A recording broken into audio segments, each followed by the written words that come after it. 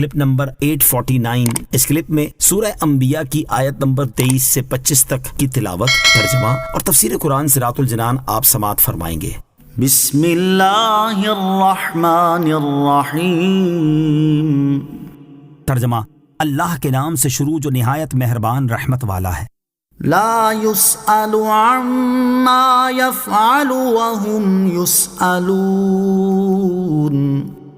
ترجمہ: اللہ سے اس کام کے متعلق سوال نہیں کیا جاتا جو وہ کرتا ہے، اور لوگوں سے سوال کیا جائے گا۔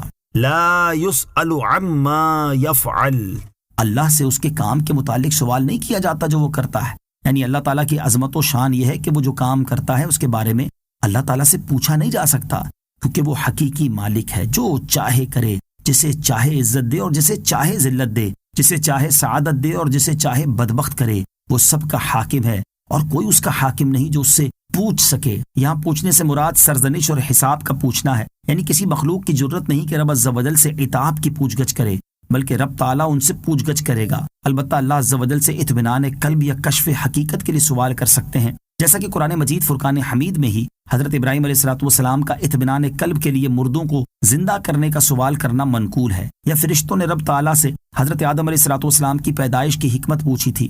البتہ بعض اوقات ایسا ہوتا ہے کہ سوال اگرچہ حسن نیت سے ہو، لیکن کسی دوسری حکمت کی وجہ سے مطلقاً ہی سوال سے منع کر دیا جاتا ہے، جیسا کہ اس کے متعلق بھی روایات موجود ہیں۔ وَهُمْ يُسْأَلُونَ، اور لوگوں سے سوال کیا جائے گا۔ ارشاد فرمایا کہ لوگوں سے ان کے کاموں کے بارے میں سوال کیا جائے گا، اور قیامت کے دن ان سے کہا جائے گا کہ تم نے یہ کام کیوں کیا، کیونکہ سب اس کے بندے اور اس کی ملکیت ہیں، اور سب پر اس کی اطاعت و فرما برداری لازم ہے۔ اس آیت سے اللہ تعالیٰ کی وحدانیت کی ایک اور دلیل بھی معلوم ہوتی ہے کہ جب سب اللہ تعالیٰ کی ملکیت ہیں تو ان میں سے کوئی خدا کیسے ہو سکتا ہے، کیونکہ ایک ہی چیز مالک اور مملوک نہیں ہو سکتی۔ ام اتخذوا من دونه آلہہ قل هاتوا برهانكم هذا ذکر من معی وذکر من قبلی بل اکثرهم لا يعلمون الحق فهم معرضون۔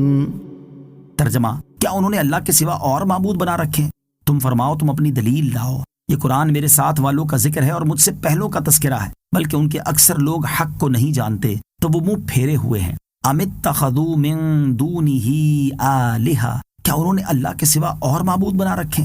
اللہ تعالیٰ نے کفار کو ڈانٹتے ہوئے استفہام کے انداز میں فرمایا کہ کیا انہوں نے اللہ تعالیٰ کے سوا اور معبود بنا رکھے ہیں؟ اے حبیب علیہ السلام، آپ مشرکین سے فرما دیں کہ تم اپنے اس باطل دعوے پر اپنی دلیل لاؤ اور حجت قائم کرو، خواہ عقلی ہو یا نقلی، مگر تم نہ کوئی عقلی دلیل لا سکتے ہو جیسا کہ مذکورہ بالا دلائل سے ظاہر ہو چکا، اور نہ کوئی نقلی دلیل پیش کر سکتے ہو، کیونکہ تمام آسمانی کتابوں میں اللہ تعالیٰ کی توحید کا بیان ہے، اور سب میں شرک کو باطل قرار دیا گیا اور اس کا رد کیا گیا ہے۔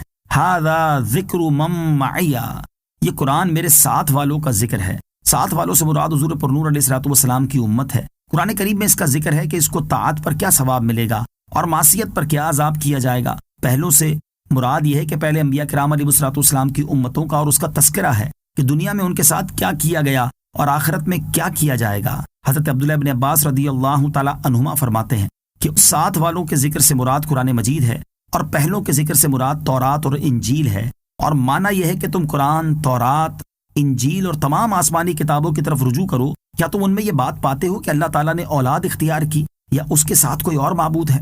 بل اکثرهم لا يعلمون الحق، بلکہ ان کے اکثر لوگ حق کو نہیں جانتے۔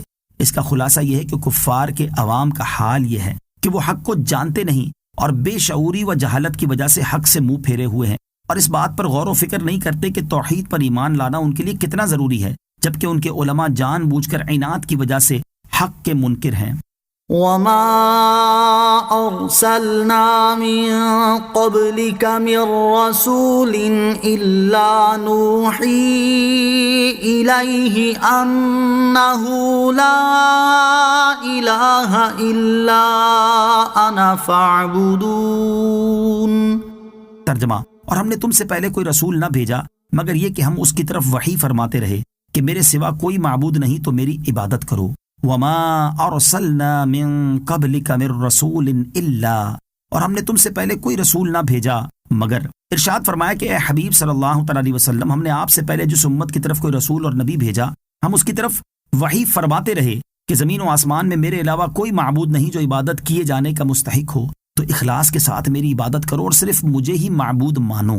آیت وما ارسلنا من قبلک سے معلوم ہونے والے مسائل۔ اس آیت سے 3 باتیں معلوم ہوئیں۔ نمبر 1، ہر نبی علیہ الصلوۃ والسلام پر وحی آتی تھی، نبوت کے لیے وحی لازم و ضروری ہے۔ نمبر 2، تمام انبیاء اور رسول علیہ الصلوۃ والسلام کو مبعوث فرمانے کی بنیادی حکمت اللہ تعالیٰ کی وحدانیت کو ثابت کرنا اور اخلاص کے ساتھ اللہ تعالیٰ کی عبادت کرنا ہے۔ نمبر 3، تمام انبیاء اور رسول علیہ الصلوۃ والسلام عقائد میں متفق ہیں، اعمال میں فرق ہے۔ کسی نبی علیہ الصلوۃ والسلام کے دین میں شرک جائز نہیں ہوا، لہٰذا سجدہ تعظیمی شرک نہیں، کیونکہ بعض انبیاء کرام علیہ الصلوۃ والسلام کے زمانے میں یہ ہوا ہے، البتہ ہماری شریعت میں حرام